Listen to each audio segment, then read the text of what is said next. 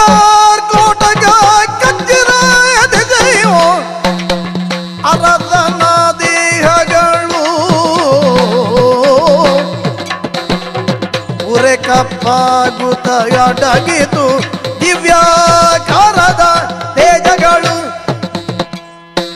ಉರೆ ಕಪ್ಪಾಗುತ್ತ ಅಡಗಿತು ದಿವ್ಯಾಕಾರದ ತೇಜಗಳು ಅರಸನ ದೇಹಗಳು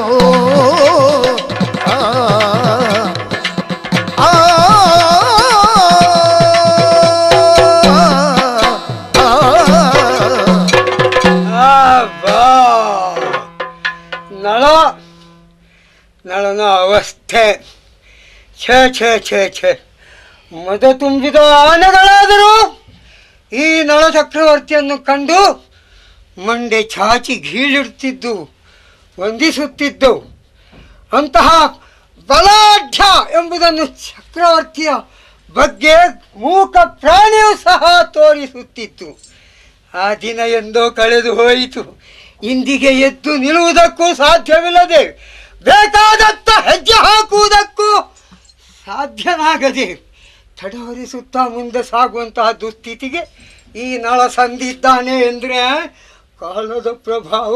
ಕಾಲ ಕಾಲ ಕಾಲ ಈ ಆಕೃತಿಯನ್ನು ನನ್ನಿಂದ ಹುಟ್ಟಿದ ಮಕ್ಕಳು ಕಾಣಬೇಕಿತ್ತು.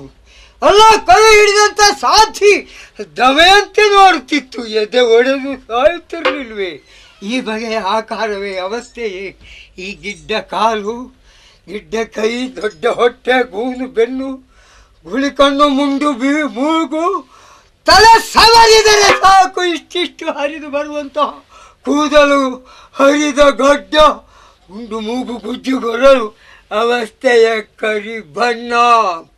ಇದನ್ನೆಲ್ಲ ನಾನೇ ಗ್ರಹಿಸಿತ್ತು ಅಂತಾದರೆ ನನಗೇ ಅಸಹ್ಯ. ಕಾಲ ಏನೇನು ಮಾಡಿಬಿಡ್ತದಲ್ಲ ಎಂಬ ತಿಳಿವು ಬೆಳೆಯುವುದಕ್ಕೆ ಕಾರಣವಾಗುತ್ತದೆ. ಎಂತೆಂಥವರನ್ನು ಏನೇನೋ ಬಗೆಯಿಂದ ಕೊಂಡೊಯ್ಯುವುದು ಕಾಲ. ಶ್ರೀಮಂತನನ್ನು ದರಿದ್ರನಾಗಿಸುವುದು ಕಾಲ. ಹಾಗೆಂದಷ್ಟಕ್ಕೆ ಬಿಡೋಣವೇ? ದರಿದ್ರನನ್ನು ಶ್ರೀಮಂತಿಕೆಗೇರಿಸಿದ್ದಿಲ್ವೇ ಕಾಲ ಪ್ರಭಾವ?